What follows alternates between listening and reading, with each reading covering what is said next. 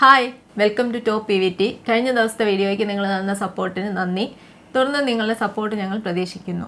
ഇനിയുമുള്ള വീഡിയോയിലും ഞങ്ങൾ സപ്പോർട്ട് പ്രതീക്ഷിക്കുന്നു. ആൻഡ് നിങ്ങളുടെ ക്വസ്റ്റ്യൻസ് ഇതുപോലെ തന്നെ ഞങ്ങൾ തന്നേക്കുന്ന മെയിലിലോട്ട്, ആ മെയിൽ ഇതിൻ്റെ ഇവിടെ ബാനറിൽ നിങ്ങൾക്ക് കാണാൻ പറ്റും. ആ മെയിലിലോട്ട് നിങ്ങളുടെ ക്വസ്റ്റ്യൻസ് ഇടുക. ഞങ്ങൾ ആരുടെയും പേര് ഒരു ഡീറ്റെയിൽസും വെളിപ്പെടുത്തത്തില്ല, ജസ്റ്റ് ആ ക്വസ്റ്റ്യൻ്റെ ആൻസർ ചെയ്യത്തേ ഉള്ളൂ. സോ ഇന്നത്തെ ക്വസ്റ്റ്യൻസിലേക്ക് നമുക്ക് പെട്ടെന്ന് തന്നെ പോകാം.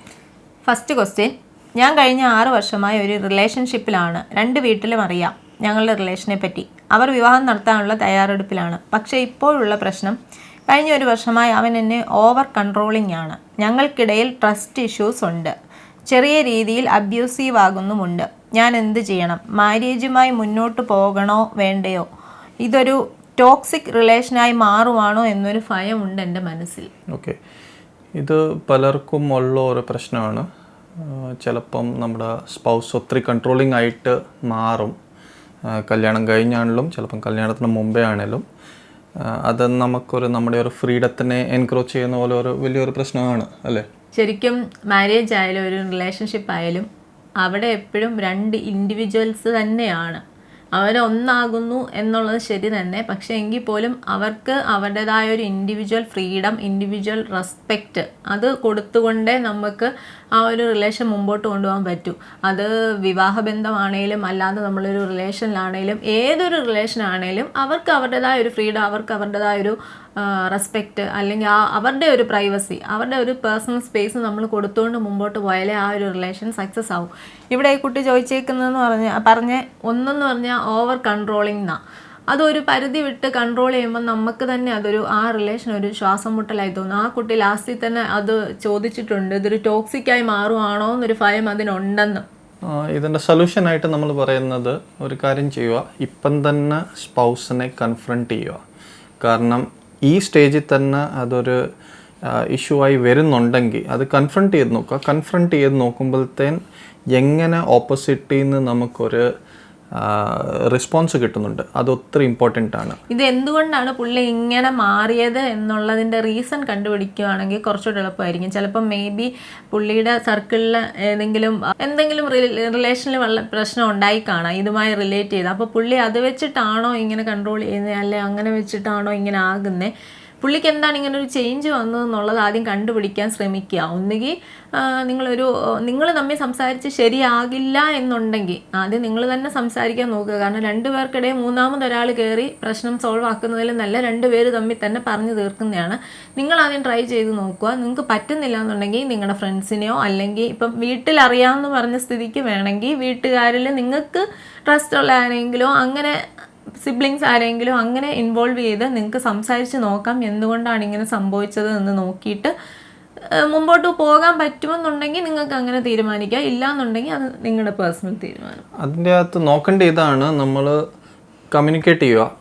നിങ്ങളുടെ പാർട്ട്ണറിനോട് പോയി സംസാരിക്കുക, ഇങ്ങനെ ഒരു കാര്യമുണ്ട്, എനിക്കിങ്ങനെ ഫീൽ ചെയ്യുന്നു, ഇങ്ങനെ. അത് കൺഫ്രണ്ടിങ് ഇത് അടി ഉണ്ടാകുന്ന പോലെയല്ല, വളരെ കാമായിട്ട് വളരെ ഒരു നോർമൽ രീതിയിൽ തന്നെ ഒരു സംസാരത്തിൽ അവരോട് ആദ്യം തന്നെ ഒന്ന് ചോദിക്കുക, എനിക്കൊരു കാര്യം സംസാരിക്കാനുണ്ട്. അവർ നല്ല മൂഡിലായിരിക്കണം.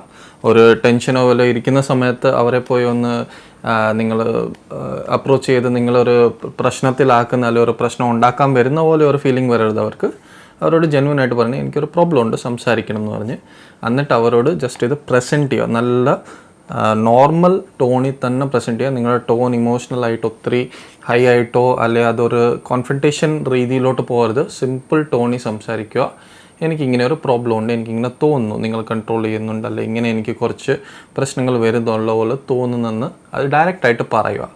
ഇതിൻ്റെ അകത്ത് നോട്ട് ചെയ്യേണ്ട കാര്യം ഇതാണ്, അവരെങ്ങനെയാണ് നമ്മൾ റെസ്പോൺസ് ചെയ്യുന്നത്. റെസ്പോൺസ് നല്ലതായിട്ട് ഓക്കെ ഇങ്ങനെ ഉണ്ട്, ഞാനത് സോൾവ് ചെയ്യാൻ നോക്കാം, അല്ലെ അതൊരു വർക്കൗട്ട് ചെയ്യാനായിട്ടുള്ള ഒരു റെസ്പോൺസ് ആണെങ്കിൽ നല്ലത്. അല്ലെങ്കിൽ അത് ഇച്ചിരി പാടാണ്. കാരണം ഈ സ്റ്റേജിൽ തന്നെ ഇപ്പം ഇത്തരം പ്രശ്നം ഉണ്ടാകുവാണെങ്കിൽ പിന്നീട് അത് ജസ്റ്റ് ക്ലാഷസ് കൂടത്തേ ഉള്ളൂ. ഇപ്പം തന്നെ അത് സോൾവ് ചെയ്തെടുക്കുന്ന ഒരു അണ്ടർസ്റ്റാൻഡിങ് ഡെവലപ്പ് ചെയ്തെടുക്കുന്നത് ഒത്തിരി നല്ലതായിരിക്കും. അൻസു പറഞ്ഞ പോലെ അവരുടെ എന്താണ് പ്രോബ്ലം അത് തപ്പിയെടുക്കുക, എന്താണ് സോഴ്സ്. അതിൻ്റെ അകത്ത് ചിലപ്പം എന്തെങ്കിലും കേട്ടിട്ടായിരിക്കാം, അല്ലെങ്കിൽ എന്തെങ്കിലും പാസ്റ്റ് എക്സ്പീരിയൻസ് വെച്ചായിരിക്കാം, എന്തെങ്കിലും കാണും. എന്തെങ്കിലും ഒരു ഇൻസെക്യൂരിറ്റി ഇതിൻ്റെ അകത്ത് ഉള്ളത് കൊണ്ടാണ് ഇവരിങ്ങനെ ബിഹേവ് ചെയ്യുന്നത്. ആ ഇൻസെക്യൂരിറ്റിയുടെ റീസൺ തപ്പുക, അതിന് അഷ്യൂരിറ്റി കൊടുക്കുക. ഓക്കെ, ഇങ്ങനെ ഒരു പ്രശ്നം ഉണ്ടായിരുന്നു, നിങ്ങൾ പേടിക്കേണ്ട, ഞാൻ ഇതൊരിക്കലും എൻ്റെ സൈഡിൽ നിന്ന് ചെയ്യത്തില്ല. ആ ഒരു കാര്യം അഷ്യൂരിറ്റി കൊടുത്തു കഴിഞ്ഞാൽ ജനറലി അത് സോൾവ് ആയി വരണ്ടേ. ഇതിൻ്റെ അകത്ത് ഞങ്ങൾ പറഞ്ഞ പോലെ കമ്മ്യൂണിക്കേഷനാണ് മെയിൻ. സോ അത് വെച്ചാണ് ഇത് സോൾവ് ചെയ്യേണ്ടത്. അത് വെച്ച് നിങ്ങൾക്ക് എങ്ങനെയാണ് റെസ്പോൺസ് വെച്ചിട്ട് നിങ്ങൾക്ക് ഈ റിലേഷൻ ഇങ്ങനെ കൊണ്ടുപോകണമെന്ന് നിങ്ങൾക്കത് ഫർദറായിട്ട് നിങ്ങൾക്ക് തന്നെ അതിൻ്റെ ഇൻട്യൂഷൻ കിട്ടിക്കോളൂ. പക്ഷേ ഇതാണ് അതിൻ്റെ രീതി. സെക്കൻഡ് ക്വസ്റ്റ്യൻ, ഞാനൊരു മാരീഡ് വുമണാണ്. ഞാൻ ഇൻലോസിൻ്റെ കൂടെയാണ് താമസിക്കുന്നത്. അവർ മെൻ്റലി ഭയങ്കരമായിട്ട് ടോർച്ചർ ചെയ്യുന്നു. അതുമൂലം ഞാനിപ്പോൾ ഡിപ്രഷനിലാണ് കടന്നു പോകുന്നത്. ഇതാരോടും പറഞ്ഞിട്ട് മനസ്സിലാക്കുന്നില്ല, ഈവൻ ഹസ്ബൻഡ് പോലും. ഞാൻ എന്ത് ചെയ്യണം? ഇത് പലയിടത്തും ഉള്ള ഒരു പ്രശ്നമാണ്. ഒരു പെണ്ണിൻ്റെ സൈഡായിട്ട് അൻസു പറയും. കാരണം ഇത് ഒരു ഇന്നത്തെ കാലത്ത് ഒത്തിരി നടക്കുന്ന ഒരു പ്രശ്നമാണ്. കാരണം ഒരു പെണ്ണ് അവിടെ ഒരു വീട്ടിലോട്ട് പോയി കഴിഞ്ഞാൽ അവിടെ ചിലപ്പം ആ പെണ്ണിനൊന്ന് ആരെങ്കിലും ഒന്ന് അപ്രോച്ച് ചെയ്തിട്ട് ഇതൊന്ന് ഷെയർ ചെയ്യാൻ പറ്റത്തില്ല. അങ്ങനെ വന്നിട്ട് ഒരു ഡിപ്രഷൻ സ്റ്റേജിലോട്ട് പോകും. അങ്ങനെയല്ലേ അൻസു? അതെ, ഇപ്പം ഇൻലോസിൻ്റെ കൂടെ താമസിക്കുമ്പം ശരിക്കും ഞാനൊരു പെണ്ണെന്ന നിലയ്ക്ക് നമ്മൾ വേറൊരു വീട്ടിലോട്ട് വരുമ്പം എല്ലാം നമ്മൾ അഡ്ജസ്റ്റ് ചെയ്യേണ്ടി വരും. ഒരുപാട് നമ്മൾ ശരിക്കും എന്നുവെച്ചാൽ നമ്മുടെ ഒരു ഒറിജിനൽ ക്യാരക്ടറേ മാറിപ്പോകും. നമ്മൾ വേറൊരു വ്യക്തിയായി മാറും. കുറച്ച് ദിവസം ഇങ്ങനെ അവരുടെ കൂടെ നിന്ന് നമ്മളെല്ലാം അഡ്ജസ്റ്റ് ചെയ്ത് ശരിക്കും പറഞ്ഞാൽ അത് തന്നെ നമുക്കൊരു എന്താ പറയുക, മെൻ്റൽ ഫ്രസ്ട്രേഷനാണ് അങ്ങനെ നിൽക്കുന്നത് തന്നെ. അല്ലെങ്കിൽ നമ്മൾ എന്ത് സംഭവിക്കട്ടെ, നമ്മൾ നമ്മളായിട്ട് തന്നെ നിൽക്കുക. വാട്ടെവർ, നമ്മൾ വേറെ ആരെന്ത് പറയുന്നു, മറ്റുള്ളവരെന്ത് ചിന്തിക്കുന്നു, അത് നമ്മൾ കെയർ ചെയ്യരുത്. അങ്ങനെ ഉണ്ടെങ്കിൽ നമുക്ക് ജീവിക്കാൻ പറ്റത്തുള്ളൂ. അവരെന്ത് പറയുന്നു, അല്ലെ അവരപ്പുറത്ത് എന്ത് പറയുന്നു, അപ്പുറത്തുള്ളവരെന്ത് പറയുന്നു, നൈബേഴ്സ് എന്ത് പറയുന്നു, സമൂഹം എന്ത് പറയുന്നു, അല്ലെങ്കിൽ ഇൻലോസ് എന്ത് പറയുന്നു, അല്ലെങ്കിൽ അവരുടെ ഫാമിലി എന്ത് പറയുന്നു, ഹസ്ബൻഡ് എന്ത് പറയുന്നു, അത് നമ്മൾ കെയർ ചെയ്യരുത്. നമ്മൾ എന്ത് ചെയ്യുക, നമുക്ക് നമ്മുടെ ഹാപ്പിനെസ്, നമ്മുടെ കാര്യങ്ങൾ, നമ്മുടെ കുടുംബം, അതാണ് ഏറ്റവും ഇമ്പോർട്ടൻസ്. ബാക്കിയൊന്നും നമ്മളെ ബോദർ ചെയ്യുന്നില്ല എന്നുള്ള രീതിയിൽ ജീവിക്കാൻ പറ്റുകയാണെന്നുണ്ടെങ്കിൽ അത് പറ്റും. ഇല്ല എന്നുണ്ടെങ്കിലാണ് കൂടുതലും നമ്മൾ ഡിപ്രഷനിലോട്ട് പോകുന്നത്. ഡിപ്രഷനിൽ പോകുന്നത് ഇപ്പം എൻ്റെ ഒരു ചിന്ത ശരിയാണെങ്കിൽ, നമുക്കിപ്പോൾ ഒരു വിഷമമുണ്ട്, അതിപ്പം ഒരാളോട് പറഞ്ഞ് മനസ്സിലാക്കി അവർ നമ്മളെ ഒന്ന് ആശ്വസിപ്പിക്കുകയാണെങ്കിൽ നമുക്ക് തൽക്കാലം അതിൽ നിന്നൊരു ആശ്വാസയിലും കിട്ടും. ഈ കുട്ടി പറയുന്ന ഹസ്ബൻഡ് പോലും മനസ്സിലാക്കുന്നില്ലെന്ന്, അത് ആരോടൊക്കെയോ പറയാൻ ശ്രമിച്ചിട്ടുണ്ട്, പക്ഷെ അവരാരും അത് മനസ്സിലാക്കുന്നില്ലെന്ന് ആ ഒരു സ്റ്റേജിലായപ്പോഴാണ് അതിന് ഡിപ്രഷനിലോട്ട് കടന്നു വന്നത്. അന്നേരം ഹസ്ബൻഡ് മനസ്സിലാക്കുന്നില്ലെന്നുണ്ടെങ്കിൽ വീട്ടിൽ സംസാരിക്കുക. അതായത് സ്വന്തം വീട്ടിലെ പേരൻസിനോടോ ബ്രദേഴ്സോ സിസ്റ്റേഴ്സോ അങ്ങനെ ആരെങ്കിലും ഉണ്ടെങ്കിൽ അവരോട് സംസാരിക്കുക. അല്ലെ അതുപോലെ നമുക്ക് നല്ല ഫ്രണ്ട്സ് അങ്ങനെ ആരെങ്കിലും ഉണ്ടെങ്കിൽ സംസാരിച്ചിട്ട് തൽക്കാലം ഒരു കൗൺസിലിങ്ങിനോ അങ്ങനെ, അതാണ് ഏറ്റവും നല്ലത്. ഹസ്ബൻഡിനെയും കൂട്ടി നിങ്ങൾ രണ്ടുപേരോട് ഒരു കൗൺസിലിങ്ങിന് പോയിട്ട് നമ്മുടെ കാര്യങ്ങൾ പറഞ്ഞ് മനസ്സിലാക്കുക. അഞ്ചു പറഞ്ഞ പോലെ നിങ്ങൾ ഒരു കൗൺസിലറിനെ അപ്രോച്ച് ചെയ്യുക. ചില സമയത്ത് നിങ്ങൾക്ക് കപ്പിൾസ് കൗൺസിലിംഗ് ആയിരിക്കും പ്രിഫർ ചെയ്യുന്നത്. അവർ തന്നെ പറയും നിങ്ങളുടെ ഡിപ്രഷൻ ഇങ്ങനെ ഉണ്ടെന്ന്. ചിലപ്പോൾ ഇത് കപ്പിൾസ് ആയിട്ടല്ലായിരിക്കും, ചിലപ്പോൾ നിങ്ങൾക്ക് ഇൻഡിവിജ്വൽ. കാരണം നമ്മുടെ ഇൻഡിവിജ്വൽ സെൽഫിനും ചിലപ്പം കൗൺസിലിംഗ് ആവശ്യം വരും. അത് നിങ്ങളുടെ എൽഡേഴ്സ് ആണെങ്കിലും അല്ലെങ്കിൽ നിങ്ങളുടെ കമ്മ്യൂണിറ്റിയിൽ ആരെങ്കിലും എൽഡേഴ്സ് ആയിട്ടോ റെസ്പെക്ട് ചെയ്യുന്ന ആൾക്കാരുമായിട്ട് നിങ്ങൾക്ക് ക്ലോസ്നെസ് ഉള്ള ആൾക്കാരുമായിട്ട് ഇത് ഷെയർ ചെയ്തിട്ട് ഒരു കൗൺസിലിംഗ് അറേഞ്ച് ചെയ്യുക. ഇപ്പോൾ ഇഷ്ടംപോലെ അങ്ങനത്തെ ഓർഗനൈസേഷൻസ് ഉണ്ട്. അവിടെ പോയി ഒന്നി കപ്പിൾസ് അല്ലെങ്കിൽ സിംഗിൾ കൗൺസിലിംഗ് ആയിരിക്കും. അത് ആ കൗൺസിലർ തന്നെ, അവിടുത്തെ ആൾക്കാരുണ്ട്, ദേ ആർ മോർ ക്വാളിഫൈഡ്. അവർ പറയും ഏതാ വേണ്ടി. ഇപ്പം പോകാൻ ബുദ്ധിമുട്ടാണ്, അല്ലെങ്കിൽ മറ്റുള്ളവർ അറിഞ്ഞാൽ നമുക്കിനി വല്ല മെൻ്റൽ പ്രശ്നമാണെന്ന് വെളിയിൽ ചിന്തിക്കും. അങ്ങനെയുള്ള ഒത്തിരി പേരുണ്ട്. അതുകൊണ്ട് ഇപ്പോൾ ഓൺലൈനിലും കൗൺസിലിംഗ് ഒക്കെ ഒത്തിരി അവൈലബിൾ ആണ്. കാരണം ഞാൻ ഒത്തിരി കണ്ടിട്ടുണ്ട്. നമ്മൾ ഫോണിൽ കൂടെ ആണെങ്കിലും അവർ കൗൺസിലിംഗ് നടത്തി തരും. നമ്മൾ ജസ്റ്റ് അതിൻ്റെ ഫീസ് മാത്രം അടച്ച് അപ്പോയിൻമെൻ്റ് എടുത്താൽ മതി. അങ്ങനെയും ഓപ്ഷൻ ഇഷ്ടം പോലെ ഉണ്ട്. ഇതിൻ്റെ അകത്ത് ആ ഒരു സ്റ്റിഗ്മ വെച്ചിട്ട് പേടിച്ചിരിക്കരുത്. ഇത് ആൾക്കാരോട് പറഞ്ഞാലല്ലേ അവർ അറിയത്തുള്ളൂ നിങ്ങൾ കൗൺസിലിങ്ങിന് പോകുന്നുണ്ടത്. അതാണ് അതിൻ്റെ ഒരു ട്രിക്ക്. നിങ്ങളിത് എല്ലാവരോടും പറയുവാണെങ്കിൽ അന്നേരത്തേന് അവരായോ ഇങ്ങനെ പ്രശ്നമാകും. പിന്നെ നമ്മുടെ ആൾക്കാരുടെ കാര്യം അറിയാമല്ലോ, അത് ആൾക്കാർ ചുമ്മാ എല്ലാവരോടും പറഞ്ഞത് വല്ലാത്ത ഇത് എന്തെങ്കിലും ഉണ്ടാക്കി പറയും. അത് പറയാതെ ഇരിക്കുക. നിങ്ങളുടെ ഫ്രണ്ട്സ് എന്ന് പറഞ്ഞാൽ അതുപോലെ അത് ഇൻറ്റിമേറ്റ് ആയിട്ടുള്ള അതുപോലെയുള്ള നല്ലതായിട്ട് അറിയുന്ന നിങ്ങളെ കെയർ ചെയ്യുന്ന നിങ്ങളുടെ വെൽവിഷേഴ്സ് അല്ലെങ്കിൽ ബെസ്റ്റാണ് നിങ്ങളുടെ ഫാമിലി തന്നെ. കാരണം എന്താണേലും നിങ്ങളുടെ പാരൻസ് അറ്റ്ലീസ്റ്റ് മനസ്സിലാക്കും. സോ ഈ കൊച്ചിനോട് എനിക്ക് പറയാനുള്ളത്, സ്വന്തം പാരൻസിനോട് അല്ലെ ബ്രദേഴ്സ് സിബ്ലിങ്സ് ആരെങ്കിലും, അങ്ങനത്തെ കസിൻസ് കാണും, ആരെങ്കിലും കാണും, അവരോട് സംസാരിക്കുക. അവരെ അത്രയും ട്രസ്റ്റ് ഉള്ളവരോട് സംസാരിക്കുക. എന്നിട്ട് ഇതൊരു കൗൺസിലിങ്ങിലോട്ട് അറേഞ്ച് ചെയ്യാനായിട്ട്. കപ്പിൾസ് കൗൺസിലിങ്ങിന് ചിലപ്പം ഈ നിങ്ങളുടെ സ്പൗസിനോട് പറഞ്ഞാൽ ചിലപ്പം ഇഷ്ടപ്പെടത്തില്ലായിരിക്കും. അതുകൊണ്ട് ആദ്യം നിങ്ങൾ ഇതൊരു സ്വയം ഒരു ഡിപ്രഷനിൽ നിന്ന് വെളിയിൽ ഇറങ്ങണമെങ്കിൽ ആ സ്റ്റേജ് വരെ ആയിട്ടുണ്ടെങ്കിൽ ഒരു കൗൺസിലിംഗ് ആവശ്യമാണ്.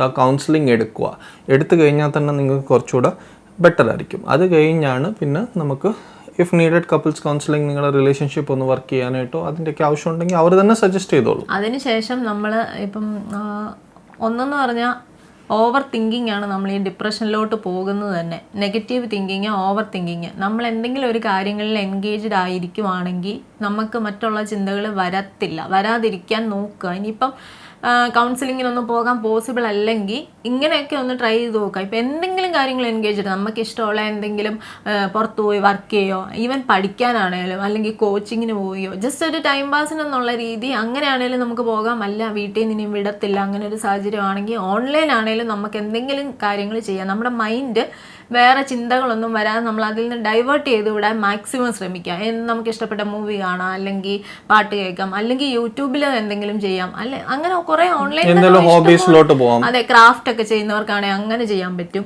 ഡ്രോയിങ്സ് ഇഷ്ടമുള്ളവർക്ക് അങ്ങനെ ചെയ്യാം, സ്റ്റിച്ചിങ് ഇഷ്ടമുള്ളവർക്ക് അങ്ങനെ ചെയ്യാം. അങ്ങനെ ഒത്തിരി ഓപ്ഷൻ ഉണ്ട്. നമ്മൾ അതിൽ നിന്ന് മൈൻഡ് ഡൈവേർട്ട് ചെയ്ത് വിടാൻ നോക്കുക മാക്സിമം. അതാണ് അതിൻ്റെ ഒരു നല്ലൊരു രീതി. സ്വയമായിട്ട് ഇതിങ്ങനെയും സോൾവ് ചെയ്യാൻ പറ്റും. പക്ഷേ നിങ്ങളുടെ ഡിപ്രഷൻ ഒരു ലെവലിൻ്റെ മുകളിലാണ്, നിങ്ങൾക്ക് ആ ഒരു മൂഡിൽ നിന്ന് ഇറങ്ങാനേ പറ്റത്തില്ലെങ്കിൽ കൗൺസിലിംഗ് സീക്കുക. കാരണം അതിൻ്റെ അകത്ത് പേടിക്കേണ്ട ആവശ്യമില്ല. കൗൺസിലിംഗ് എന്ന് പറഞ്ഞാൽ നമുക്ക് മെൻ്റൽ ഹെൽത്ത് പ്രോബ്ലം ആണെന്നല്ല, നമ്മൾ ജസ്റ്റ് ഒരു ആളോട് പോയി സംസാരിക്കുന്നു. അതിൽ കൂടുതലൊന്നും ചിന്തിക്കേണ്ട ആവശ്യമില്ല ഇതിൻ്റെ അകത്ത്. സോ ഡിപ്രഷൻ സ്റ്റേജിൽ നിങ്ങൾ ആരെങ്കിലും ആണെങ്കിൽ, വ്യൂവേഴ്സിലോടും ഞങ്ങൾ സംസാരിക്കുന്നു, ആരെങ്കിലും ആണെങ്കിൽ നിങ്ങൾ അതിനു വേണ്ടി ഹെൽപ്പ് എടുക്കാനായിട്ട് ഒട്ടും പേടിക്കേണ്ട, ഒരു സ്റ്റിഗ്മ വേണ്ട. ഇത് ആൾക്കാർ അറിഞ്ഞാലല്ലേ പ്രശ്നം, ആൾക്കാരെ അറിയിക്കേണ്ട ആവശ്യമില്ല. നമ്മൾ നമ്മുടെ കാര്യത്തിന് നമ്മുടെ ഹെൽത്ത് നമ്മൾ നോക്കേണ്ടിയ. നമ്മൾ അവരുടെ ഔദാര്യത്തിലല്ല ജീവിക്കുന്നത്, ഈ പബ്ലിക്കിൻ്റെ ഔദാര്യത്തിലല്ലല്ലോ. സോ നമുക്ക് നമ്മുടെ മെൻ്റൽ ഹെൽത്ത് ഒരു പ്രോബ്ലം ഉണ്ടെങ്കിൽ അതിനുവേണ്ടി ഹെൽപ്പ് എടുക്കാനായിട്ട് നിങ്ങൾ ഒട്ടും പേടിക്കരുത്. അടുത്ത ക്വസ്റ്റ്യൻ, ഞാനൊരു മോഡലാണ്. ബിഫോർ മാരേജ് ഞാൻ ചെറിയ രീതിയിൽ മോഡലിംഗ് ചെയ്യുന്നുണ്ടായിരുന്നു. ഇത് ഹസ്ബൻഡിന് അറിയാമായിരുന്നു, പുള്ളി അന്ന് സപ്പോർട്ടായിരുന്നു. എന്നാൽ മാരേജ് കഴിഞ്ഞ് എൻ്റെ കരിയർ നന്നായിട്ട് പ്രോഗ്രസ് ചെയ്തു. ഇതിൻ്റെ കാരണം കൊണ്ട് ഷൂട്ടിന് വേണ്ടി എനിക്ക് പല സ്ഥലങ്ങളിലും പോയി സ്റ്റേ ചെയ്യേണ്ട ആവശ്യം വരുന്നുണ്ട്. സാധാരണ ഷൂട്ട് 1 വീക്കാണ്. ഇപ്പോൾ ഹസ്ബൻഡ് ഇതിന് എതിര് പറയുന്നുണ്ട്. കരിയർ സ്റ്റോപ്പ് ചെയ്യണമെന്ന് വരെ പറയുന്നു. എനിക്ക് എൻ്റെ കരിയർ ഒരുപാട് ഇഷ്ടമാണ്. ഇത് വെച്ച് ഞാൻ ഫിനാൻഷ്യലി ഇൻഡിപെൻഡന്റുമാണ്. എൻ്റെ വീട്ടിലും ഇതിന് സപ്പോർട്ടാണ്. ഇനി എന്താണ് എനിക്ക് ചെയ്യാൻ പറ്റുക? ഓക്കെ, ഇതിൻ്റെ ഒരു ആസ്പെക്റ്റ് നമ്മൾ മനസ്സിലാക്കേണ്ട ഒരു ജോലി അല്ലെങ്കിൽ ഒരു കരിയർ എന്ന് പറഞ്ഞാൽ നമ്മുടെ ഒരു വ്യക്തിയുടെ ഇൻഡിപെൻഡൻസ് ആണ്. അത് ഫൈനാൻഷ്യൽ ഇൻഡിപെൻഡൻസ് ഇന്നത്തെ കാലത്ത് എപ്പോഴും ആവശ്യമാണെന്ന് പറഞ്ഞാൽ നമുക്ക് സ്വയമായിട്ട് അത് കപ്പിൾസ് ഇത് സെപ്പറേറ്റ് ആയിട്ട് ഫൈനാൻസസ് വെക്കണം എന്നല്ല ഞങ്ങൾ പറയുന്നത്. പക്ഷേ നമ്മുടെ ഒരു ഇൻഡിവിജ്വൽ ഫൈനാൻഷ്യൽ ലെവൽ ഉണ്ടെങ്കിൽ അത് നിങ്ങളുടെ റിലേഷൻഷിപ്പ് കുറച്ചുകൂടെ സ്മൂത്ത് ആയിരിക്കും. കാരണം ആവശ്യമുള്ള സമയത്ത് ഇങ്ങോട്ടും ഇങ്ങോട്ടും ഹെൽപ്പും ചെയ്യാൻ പറ്റും. സെക്കൻഡ്, ഇൻഡിവിജ്വൽ എന്തെങ്കിലും പർച്ചേസസ് ഉണ്ടെങ്കിൽ അത് മറ്റേ ആൾക്ക് അത് റിലൈ ചെയ്യേണ്ട ആവശ്യം വരുന്നില്ല. സോ ചെറിയ പർച്ചേസസ് ആണ്, നോട്ട് ലാർജ് പർച്ചേസസ്. നമ്മൾ ലാർജ് പർച്ചേസസ് എപ്പോഴും സ്പൗസിനോട് സംസാരിച്ചേ ചെയ്യുള്ളൂ. പക്ഷേ ഈ ചെറിയ നമ്മുടെ പേഴ്സണൽ നീഡ്സ് നമുക്ക് തന്നെ ചെയ്യാൻ പറ്റും ഡെഫിനറ്റ്ലി. സോ അതൊരു നല്ലൊരു പോയിന്റാണ്.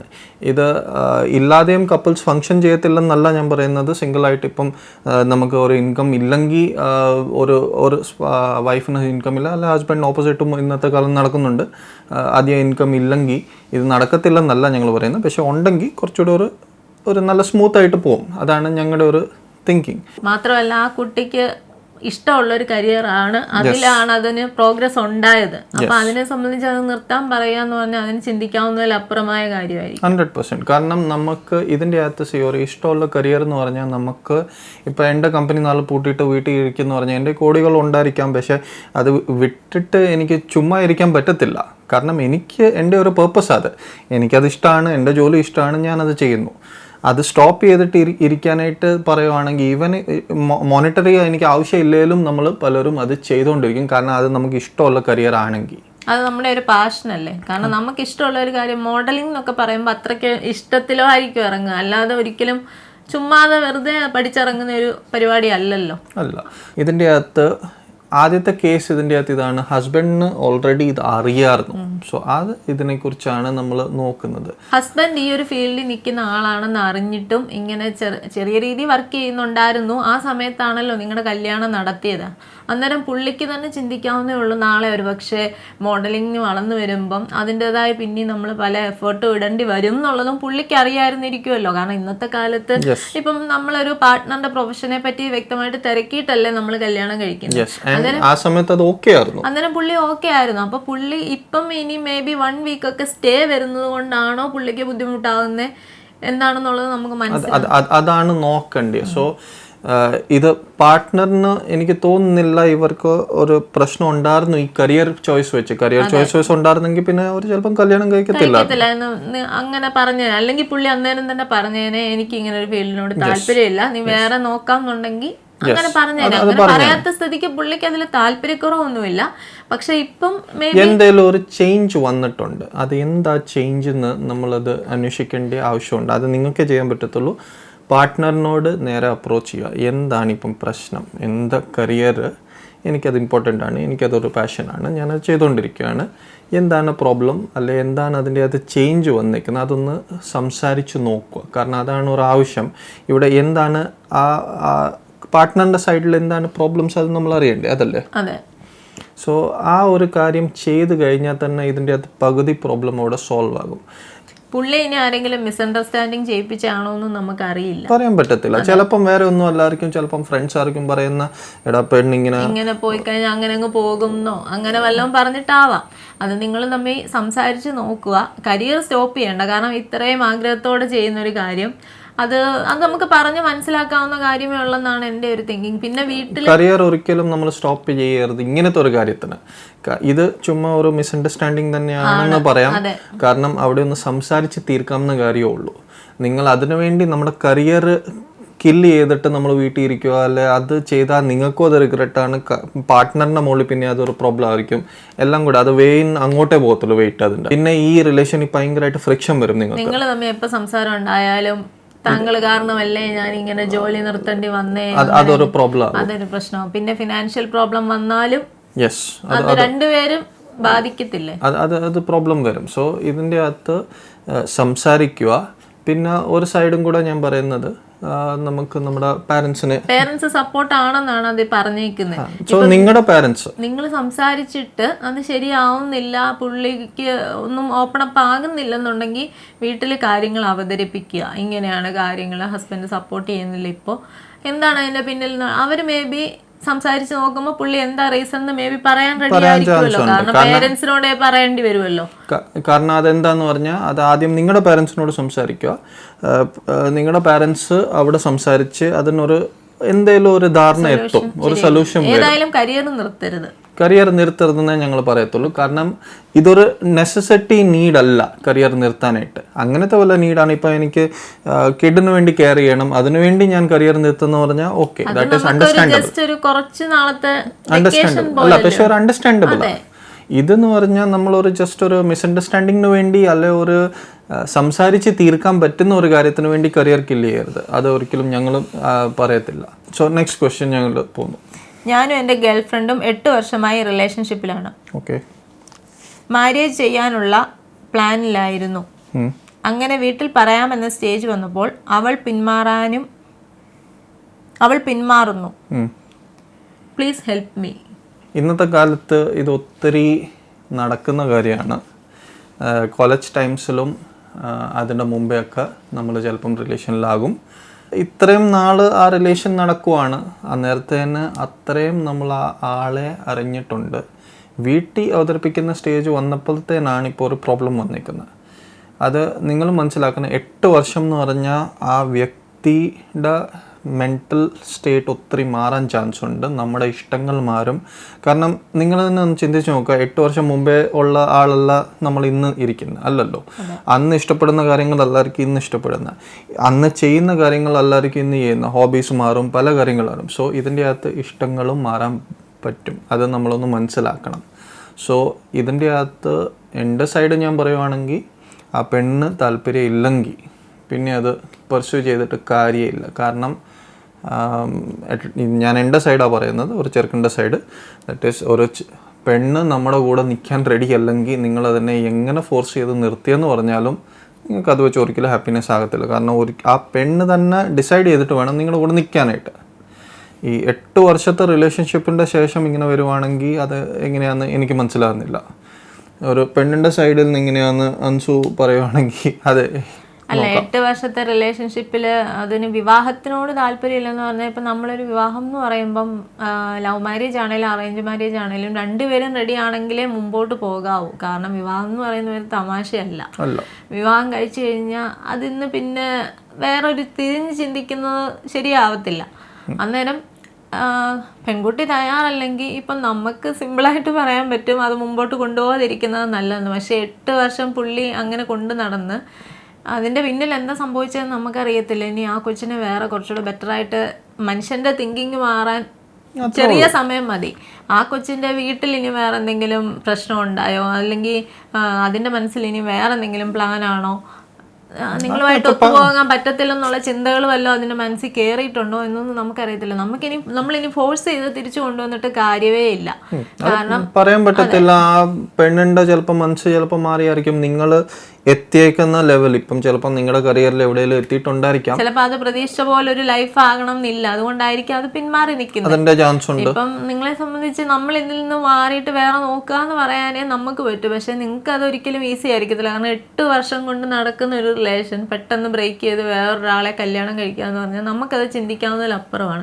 സാധാരണ ഇന്നത്തെ റിലേഷനിൽ പലതിലും ചിലപ്പം ഒരാൾ ടൈം പാസ് ആയിരിക്കും, മറ്റേ ആൾക്ക് സീരിയസ് ആയി പോകും. അങ്ങനെ പറയാൻ പറ്റത്തില്ല. കാരണം ഇന്നത്തെ കാലമാണ് റിലേഷൻസ് എന്ന് പറഞ്ഞാൽ അതിനൊരു വാല്യൂ ആൾക്കാർ പലരും കൊടുക്കുന്നു. ഈവൻ ഹസ്ബൻഡ് വൈഫ് ആയിട്ട് പോലും ആ ഒരു റിലേഷന് ഒരു വാല്യൂ കൊടുക്കുന്നില്ല ഇന്നത്തെ കാലത്ത്. അപ്പം ഇങ്ങനെ ഒരു ഗ്യാരണ്ടി ഇല്ലാത്ത റിലേഷൻ ആണ് ശരിക്കും പറഞ്ഞാൽ. ഇതിന്റെ അകത്ത് ഇതും പോസിബിലിറ്റി ഉണ്ട്. അൻസു പറഞ്ഞ പോലെ നിങ്ങൾ സീരിയസ് ആയിരുന്നു, പക്ഷെ പെണ്ണിന്റെ സൈഡ് സീരിയസ് അല്ലായിരിക്കും. അവള് നോക്കിയപ്പോഴത്തെ ഒരു കൂടെ നടക്കാനായിട്ട് ഒരു ചെറുക്കൻ എന്റെ കാര്യങ്ങൾ ചെയ്യുന്നു, ആ ഒരു ഇത് മാത്രം കൺവീനിയൻസിന് വേണ്ടി മാത്രം നിങ്ങളെ കൂടെ നടന്നു. ഇങ്ങനെ ഒരുപാട് കഥകളുണ്ട്. ഇപ്പം ഈവൻ ഞങ്ങളുടെ ഫ്രണ്ട്സിന്റെ ഇടയിലാണെങ്കിലും ഒരേ സമയം ഒരു 2 പേരായിട്ടൊക്കെ റിലേഷൻ കീപ്പ് ചെയ്യുന്ന പെൺകുട്ടികളുണ്ട്, എനിക്കറിയാവുന്നവരുണ്ട്. അങ്ങനെ പണി കിട്ടിയ ആൾക്കാരും ഉണ്ട്. ശരിക്കും പറഞ്ഞാൽ ഇപ്പം എനിക്കൊന്നേ പറയാനുള്ളൂ, ഇനി ഇതുമായിട്ട് മുന്നോട്ട് പോകാതിരിക്കുന്നതായിരിക്കും നല്ലത്. തൽക്കാലം വിഷമം ഉണ്ടാവും, ചെറിയ വിഷമം എന്നല്ല, നല്ല വിഷമം ഉണ്ടാവും. പക്ഷേ ഇത് കല്യാണം കഴിച്ചിട്ട് ഇത് ഫുൾ ലൈഫ് സഹിക്കുന്നതിനെക്കാട്ടിലും നല്ലതല്ലേ? അതെ, പുള്ളിക്കാരിക്ക് താല്പര്യമില്ല എന്ന് പറഞ്ഞ സ്ഥിതിക്ക് ഇനി അത് മുമ്പോട്ട് കൊണ്ടുപോകാന്ന് പറഞ്ഞ് നമുക്ക് ചിന്തിക്കാവുന്നതിൽ അപ്പുറമായിരിക്കും. അതൊരു ഒരിക്കലും ഒരു നല്ല റിലേഷനിൽ മുന്നോട്ട് പോകത്തില്ല. നിങ്ങൾക്ക് ഒരു സമാധാനവും കാണത്തില്ല, കൂടെ ഉണ്ടെന്നുള്ളതേ കാണത്തുള്ളൂ. ഇത് ഞങ്ങൾ നിങ്ങളോട് ഓപ്പണായിട്ട് പറയുന്നു, കല്യാണത്തിന് മുമ്പേ നിങ്ങൾക്ക് റിലേഷൻസ് കാണാം, ഇന്നത്തെ കാലമാണ്. പക്ഷെ ആ റിലേഷനിൽ നിങ്ങൾ മറ്റേ ആളെ നിന്ന് അത് തന്നെ എക്സ്പെക്റ്റ് ചെയ്യാനായിട്ട് ഒത്തിരി പാടാണ്. എൻ്റെ തന്നെ ഫ്രണ്ട്സിൻ്റെ ഒക്കെ സ്റ്റോറീസ് ഉണ്ട്. ഇവർ നല്ലതായിട്ട് ഇത്രയും നാൾ കൊണ്ടുപോയി കഴിഞ്ഞിട്ട് ലാസ്റ്റ് വരുമ്പോഴത്തേക്കും കല്യാണത്തിന് സമയമാകുമ്പോഴത്തേക്കും പെണ്ണ് മാറിപ്പോയി. അങ്ങനത്തെ സ്റ്റോറീസ് എൻ്റെ ഫ്രണ്ട്സിൻ്റെ സർക്കിളിലും ഉണ്ട്. അവർ ലാസ്റ്റ് നോക്കുമ്പോഴത്തേക്കും ഇത്രയും നല്ലതായിട്ട് എന്ന് പറഞ്ഞാൽ പറയാനായിട്ട് എല്ലാവരും പറയും ഐ ലവ് യുവും എല്ലാം പറഞ്ഞുകൊണ്ടൊക്കെ നടക്കും. പക്ഷേ ഇത് പ്രൂവ് ചെയ്യാൻ വരുമ്പോഴത്തേനാണ് പ്രോബ്ലം. കാരണം ആ സമയത്താണ് അതിൻ്റെ റിയൽ ടെസ്റ്റ് വരുന്നത്. ഒരു കല്യാണം കഴിക്കുവാണെങ്കിൽ മാത്രമേ ഉള്ളൂ നിങ്ങളുടെ ആ ഒരു റിലേഷൻ സക്സസ് ആണെന്ന് നിങ്ങൾക്ക് പറയാൻ പറ്റത്തുള്ളൂ. അതിന് മുമ്പേ എപ്പം വേണമെങ്കിലും കാര്യങ്ങൾ മാറാം. ഇത് സീരിയസ് ആയിട്ട് എടുക്കരുത്. റിലേഷൻസിനെ സീരിയസ് ആയിട്ട് എടുക്കരുതെന്നല്ല, ഇത് നിങ്ങളുടെ ഒരു ലൈഫിന് വലിയൊരു തോൽവി ആയിപ്പോയെന്ന് നിങ്ങൾ എടുക്കരുത്. ഇതൊരു ജസ്റ്റ് ഒരു പാർട്ട് ഓഫ് ലൈഫാണ്.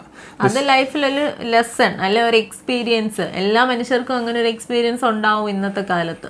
ഇതൊരു സേയിങ് ഉണ്ട്, love is just a part of life, it is not the art of life. നമ്മൾ ഇതൊരു പാർട്ടായിട്ട് മാത്രം എടുക്കുക. ഒബ്വിയസ്ലി നിങ്ങൾ ആക്ച്വലി റിലേഷൻഷിപ്പ് എന്നാന്ന് അല്ലെ ആക്ച്വലി ഇതിൻ്റെ ഒരു വെയിറ്റേജ് എന്നാന്ന് മനസ്സിലാക്കുന്ന കല്യാണം കഴിഞ്ഞാണ്. അത് ഓപ്പണായിട്ട് ഞങ്ങൾ പറയുന്നു. കാരണം നമ്മൾ പണ്ട് ചിന്തിക്കും ഇതാണ് സ്നേഹം എന്ന്. പക്ഷേ ആക്ച്വലി സ്നേഹം ഈ ടി വിക്കകത്തും ഇതിൻ്റെ അകത്ത് കാണിക്കുന്ന അതൊന്നും സ്നേഹമല്ല. അതൊക്കെ അതിനെ എക്സാജറേറ്റ് ചെയ്ത് ഒരു റൊമാൻറ്റിസൈസ് ചെയ്തൊക്കെ കാണിക്കുക.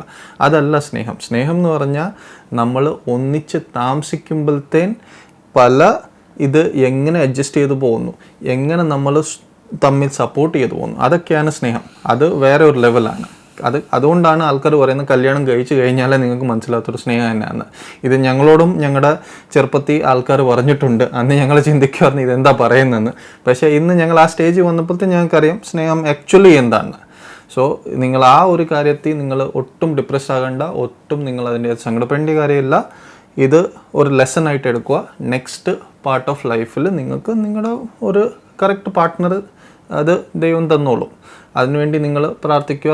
നിങ്ങളുടെ ദൈവത്തോട് നിങ്ങൾ ആരെയാ സെർവ് ചെയ്യുന്ന അവരെ നിങ്ങൾ പ്രാർത്ഥിക്കുക. നിങ്ങൾ അത് നോക്കിയിട്ട് നിങ്ങൾ അടുത്ത സ്റ്റേജ് ഓഫ് ലൈഫിന് വേണ്ടി റെഡിയാകുക.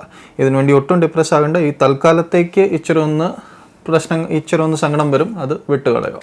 അപ്പം 4 ക്വസ്റ്റ്യൻസും ഞങ്ങൾ ആൻസർ ചെയ്തു. ഞങ്ങൾക്ക് പറ്റുന്ന പോലെ ഞങ്ങൾ ആൻസർ ചെയ്തു. ഞങ്ങളുടെ ഒപ്പീനിയൻ മാത്രമാണ് പറഞ്ഞത്. ഇനി വ്യൂവേഴ്സിനും അതിന് കമൻറ്റ് ചെയ്യാം. ഇതിൻ്റെ അകത്ത് നിങ്ങൾക്ക് ഞങ്ങൾ ഈ 4 ക്വസ്റ്റ്യൻസ് ഇന്നത്തെ ആൻസർ ചെയ്ത അതിൻ്റെ അകത്ത് ക്വസ്റ്റ്യൻ 1-ൻ്റെ, ക്വസ്റ്റ്യൻ 2-യുടെ, ക്വസ്റ്റ്യൻ 3-യുടെ, ക്വസ്റ്റ്യൻ 4-ൻ്റെ നിങ്ങൾക്ക് ഏതെങ്കിലും ക്വസ്റ്റ്യൻസ് ഞങ്ങൾ പറഞ്ഞ അല്ലാതെ എന്തെങ്കിലും ഒരു സൊല്യൂഷൻ ഉണ്ട്, അല്ലെങ്കിൽ ഞങ്ങൾ പറഞ്ഞ ശരിയല്ല, അല്ലെങ്കിൽ വേറെ സൊല്യൂഷൻ ആയിരുന്നു കറക്റ്റ്. കാരണം ഞങ്ങളെല്ലാം അറിയുന്നെന്ന് ഞങ്ങൾ പറയുന്നില്ല. ഞങ്ങളുടെ ഒപ്പീനിയനും ഞങ്ങളുടെ ഒരു രീതിയിൽ ഞങ്ങളത് ആൻസർ ചെയ്യാൻ നോക്കുന്നതേ ഉള്ളൂ.